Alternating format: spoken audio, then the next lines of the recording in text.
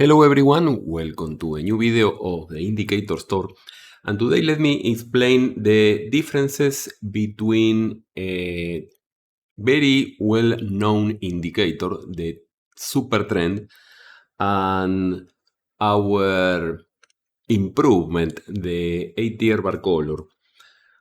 What you see on the chart is the classic Supertrend, where we are following a line. In this case, the line is an HMA because this is a parameter that we can select. An HMA with a period, and then the lines are following that HMA with that period at a distance proportional to the ATR, to the volatility, the ATR with a multiplier. But as you can see, the line is always going to the upside, never going down. Okay, and when the price crosses to the other side, then we start doing exactly the same, but from the other side. I mean, if the HMA or the line that we are using is more or less here, when it is going down, this line is not moving. It is always following at the ATR distance. This, in this case, will be that HMA that we selected. But when the price goes to the other side, now the HMA is on the other side. Okay? And then this distance is proportional to the ATR multiplied by that multiplier. Even if the price goes to the upside, like here, that distance is horizontal because the lines are never going to move in the opposite direction. This is how the Supertrend works. It has a lot of different configurations because we can change those lines. The HMA, it can be a simple moving average, a linear regression with different periods, and also we can also follow the closes. That will be like following a simple moving average with a period of 1, the fastest option possible. But which is the problem of this system? This system is changing the direction each time there is a change in the trend. And sometimes we have small pullbacks. Let me see if we can find an example. Here, for example, that's okay. We have a very good short. But the problem is when the market is trying to define which is the direction, we have a lot of fake signals. Here we have a short, a long, a short, a long, and finally a short. We can optimize those settings, so even taking those failed trades, we can even make it work. But there is another option, and let me show you.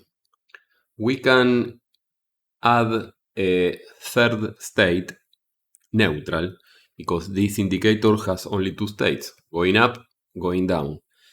Now we can also add the neutral state that we must break to change the direction.